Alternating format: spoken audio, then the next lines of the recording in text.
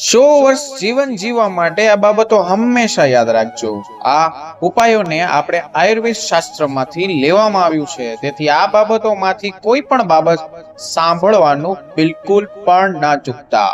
1 number, જે વ્યક્તિ વધુ પડતું સ્નાન કરે તેને વાળ ખરવાની સમસ્યાઓનો સામનો કરવો પડે છે। કેરી ખાધા પછી લીલા મરચાનું સેવન ક્યારેય ના કરવું જોઈએ। જે વધારે ચાલે છે તેને ક્યારેય હૃદયની બીમારી થતી નથી। દાંત વડે નખ ચાવવાથી તમારી નજર નબળી પડે છે।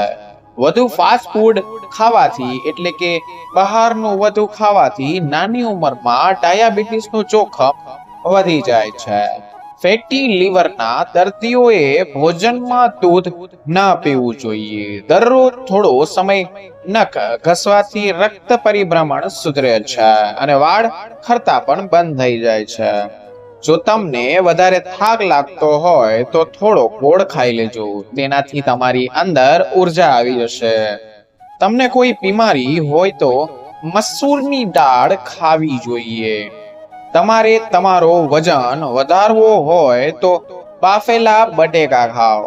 રાત્રે અંધારામાં સુવાથી ડિપ્રેશનનું જોખમ ઓછું થાય છે। એક શ્વાસે ક્યારેય પાણી ન પીવું જોઈએ, કારણ કે તેનાથી છાતીમાં દુખાવાનો પ્રોબ્લેમ અથવા છાતીનો દુખાવો થઈ શકે છે। વધુ પડતા ભાત ખાવાથી ડાયાબિટીસ થઈ શકે છે। સવારે ભીના ચણા ખાવાથી વજન ઝડપથી વધે છે અને સ્નાયુ પણ મજબૂત થાય છે। કોઈ પણ ખાટી વસ્તુ ખાધા પછી પાણી પીવાથી પેટમાં સોજો આવી શકે છે। દહીં ઉપરનું પાણી લીવરને સાફ કરે છે। દિવસમાં 1 ગ્લાસ આ જરૂર પીવો। વાળની લંબાઈ વધારવા માટે નારિયેળના તેલમાં આમળાનો પાવડર ભેળવીને વાળમાં માલિશ કરવાથી વાળની લંબાઈ ઝડપથી વધે છે। આખા દિવસ દરમિયાન કોઈ પણ રીતે 1 ચમચી તજનું સેવન કરવાથી તમે સ્વસ્થ રહેશો। જે રોજ સવારે 1 ટમેટું ખાય છે તેના વાળ ક્યારે સફેદ થતા નથી। માથાનો દુખાવો થાય ત્યારે દ્રાક્ષના જ્યુસનો બને તેટલો વધુ ઉપયોગ કરો, દુખાવો ઓછો થશે। જામફળના સેવનથી ડિપ્રેશન અને ચિંતા ઓછી થાય છે। રાત્રે નાભીમાં તેલ લગાવીને સુવાથી મગજ તેજ થાય છે અને તેનાથી સ્વાસ્થ્ય પણ સારું રહે છે। દરરોજ સવારે ઉઠતાની સાથે વાળ ઓળવવાથી તમારા વાળ મજબૂત થાય છે। જો તાવ ઓછો ના થતો હોય તો તરત જ ઉકાળેલા ચોખાનું પાણી પીવો, તેનાથી તમને ફાયદો થશે। લસણની કળીને ફ્રીજમાં ન રાખવી જોઈએ। લસણ નરમ થઈ જાય છે અને અંકુરિત થતા લાગે છે। તેનો સ્વાદ હોય તો ખરાબ થઈ જાય છે અને લસણના ફાયદાકારક ગુણો પણ નષ્ટ થવા લાગે છે। આદુનું પાણી પીવાથી શરીરમાં જામી ગયેલું રક્ત હરવા ફરવા લાગે છે।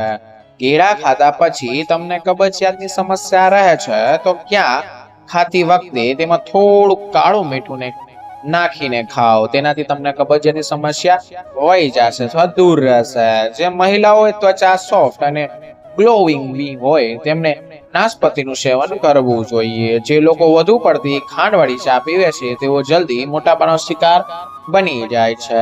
ખાવામાં દરરોજ દહીંનું સેવન જરૂર કરો, તેનાથી પેશાબમાં ઇન્ફેક્શન થતું નથી। બાફેલા ચોખાને લાંબા સમય સુધી ફ્રીજમાં રાખ્યા પછી તેનો ઉપયોગ ન કરવો જોઈએ। રોજ ગોળ ખાવાથી ચહેરા પરથી કાળા દાગ અને ખીલ દૂર થાય છે। જે લોકો ઝડપથી ખોરાક ખાય છે તે હૃદય રોગથી પીડાય છે। ખોરાક ઝડપથી ખાવાથી તે મોટાપાનું કારણ પણ બની શકે છે। ખોરાક હંમેશા ધીમે ધીમે અને સારી રીતે ચાવીને ખાવું જોઈએ। વધુ પડતી ઉધરસ અને કફ થાય ત્યારે કેળા અને શેતૂર ખાવાથી ફાયદો થાય છે। તમારા આહારમાં ફુદીનાની ચટણીને અવશ્ય સામેલ કરો, તેનો ઉપયોગ કરવાથી તમને થાક લાગશે નહીં। ટમેટાનું સૂપ પીવાથી વજન ઓછું થાય છે અને આંખો અને ત્વચા માટે ખૂબ જ ફાયદાકારક છે। તો વારે વારે પેશાબ જવાની સમસ્યા હોય તો શેકેલા ચણાનું સેવન કરવું જોઈએ। આ સમસ્યાથી છુટકારો મેળવવામાં મદદ કરશે। સાંજના નાસ્તામાં મખાના ખાવાથી તમને આ શરીરમાં લાંબો સમય સુધી પેશી રીવન થતી કબજિયાત જે પેટના રોગ દૂર થાય છે। જે લોકો દરરોજ કાકડીનું સેવન કરે છે તેનું બ્લડ સુગર વધવાનું જોખમ ઘટે છે. જેમનું પેટ સાફ નથી થતું તેઓને રાત્રે સૂતા પહેલા અજમાના દાણા ખાવા જોઈએ. તેનાથી તેમનું પેટ સાફ થઈ જશે, કારણ કે અજમામાં દાણામાં થાઇમોલ નામનું તત્વ જોવા મળે છે જે પેટ સાફ કરવામાં મદદ કરે છે. જમતી વખતે એક લીલું મરચું અવશ્ય ખાઓ. આ તમારી નજર તેજ કરશે અને તમને ઘણી બીમારીઓથી બચાવશે. જેઓની હાઈટ ઓછી છે તેમણે પપૈયાનું સેવન ચોક્કસ કરવું જોઈએ અને 8 થી 9 કલાકથી ઊંઘ તો લેવી જ જોઈએ. તેનાથી તમારી ઊંચાઈમાં ઘણો ફરક પડશે. ચણાની દાળને કાચા દૂધમાં પલાળીને સવારે ખાઓ. આમ કરવાથી માત્ર 1 મહિનામાં શરીરની નબળાઈ દૂર થાય છે. લીલા પાંદડાવાળા શાકભાજી ખાવાથી કેલ્શિયમ અને વિટામિન્સની જરૂરત પૂરી થાય છે.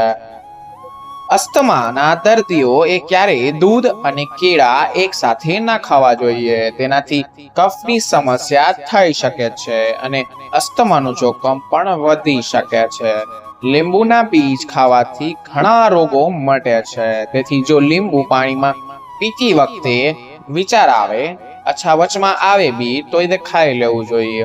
ખસખસને દૂધમાં ભેળવીને પીવાથી હાડકાં મજબૂત થાય છે. ખસખસ અને દૂધમાં કેલ્શિયમ ભરપૂર માત્રામાં હોય છે જે હાડકાને બનાવવામાં મદદ કરે છે. તેના નિયમિત સેવનથી સાંધાના દુખાવા અને હાડકા સંબંધિત સમસ્યાઓમાં રાહત મળે છે. વધુ ઠંડુ પાણી પીવાથી તમારા મોટા આંતરડાને નુકસાન થઈ શકે છે. મગફળી ખાવાથી હાડકાં અને દાંત મજબૂત થાય છે. હૃદયને સ્વસ્થ રાખવા માટે લસણ ખાવાથી તમારા હૃદયને રોગોથી બચાવી શકાય છે. લસણના સેવનથી બ્લડ પ્રેશર સામાન્ય રહે છે. તેનાથી વ્યક્તિ કાચું લસણ ખાય તો શરીરમાં કોલેસ્ટ્રોલનું સ્તર વધતું નથી, એટલે જ નહીં તે લોહીના ગાંઠાનું અટકાવે છે, જેના કારણે હૃદય રોગ અને સ્ટ્રોકનો ખતરો ઓછો થાય છે.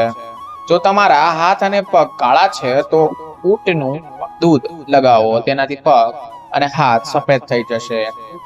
કપાલભાતી કરવાથી માત્ર શ્વાસન જ મજબૂત નથી થતું, પરંતુ વૃદ્ધાપ્યમાં વાળ ખરવા, વાળ સફેદ થવા વગેરે જેવી સમસ્યાઓ પણ રાહત મળે છે. કાચા મોળા ખાવાથી મગજ તેજ થાય છે. જો તમે લાંબા સમય સુધી યુવાન રહેવા માંગતા હોય અને તમારી જાતને રોગથી મુક્ત કરવા માંગતા હોય, સૌથી પહેલા તમારા ગુસ્સાને નિયંત્રણ રાખો. ઘણી વખત રસોડામાં ભૂલથી પણ રસોઈ કરતી વખતે હાથ અને પગ પડી જાય તો જૈતુનનું તેલ લગાવવાથી આરામ મળે છે. રાત્રે બચેલી વાસી રોટલીમાં ફાઈબરનું પ્રમાણ વધુ હોય છે, જે વાસી રોટલી ખાવાથી અપચો એસિડિટીમાં રાહત મળે છે. વાસી રોટલી ખાવાથી શરીરને ઘણા ફાયદા થાય છે. જો તમે વાળ ખરતા અટકાવવા માંગતા હોય તો તમારા વાળને ઉફાળું તેલ લગાવો. તજ ખાવાથી પેટના દુખાવામાં આરામ મળે છે. આપણે સંપૂર્ણ ઊંઘ લેવી જોઈએ. ઊંઘની અસર આપણી ત્વચા પર દેખાય છે, જેના કારણે આપણે વૃદ્ધ થવા લાગીએ છીએ. તેથી આપણે ઓછામાં ઓછી 7 થી 8 કલાકની ઊંઘ લેવી જરૂરી છે. કાકડીનો રસ પીવાથી કબજિયાતની સમસ્યા દૂર થાય છે. રાત્રે નાભીમાં તેલ લગાવવાથી મગજ ઝડપથી કામ કરવા લાગે છે અને સ્વાસ્થ્ય પણ સારું રહે છે. અજમાનું પાણી પીવાથી દાંતના દુખાવામાં રાહત મળે છે. કેળાની છાલ ક્યારેય ફેંકવી ના જોઈએ. તેનાથી તમારા ચહેરા પર લગાવો. તેનાથી ચહેરાનો રંગ સફેદ થાય છે અને ચમક પણ આવે છે. વારંવાર પેશાબ જવાની સમસ્યા હોય અથવા બીમારી હોય તો શેકેલા ચણાનું સેવન કરવું જોઈએ. આનાથી પેશાબ સંબંધિત રોગમાં રાહત મળે છે. જો મિત્રો વિડીયો પસંદ આવ્યો હોય તો લાઈક કરજો, ચેનલને સબસ્ક્રાઇબ કરજો અને બાજુમાં પેલા બેલ આઇકોનને બટન અવશ્ય દબાવી દેજો. એથી અમારા વિડીયો તમને તરત મળતા રહે. આવા નવા વિડીયો નોટિફિકેશનમાં મળતી રહે. તો હવે મળીશું નવા વિડીયો નવા ટોપિક સાથે. ત્યાં સુધી જય શ્રી કૃષ્ણ, જય શ્રી રામ, રાધે રાધે, હર હર મહાદેવ. આભાર, ધન્યવાદ.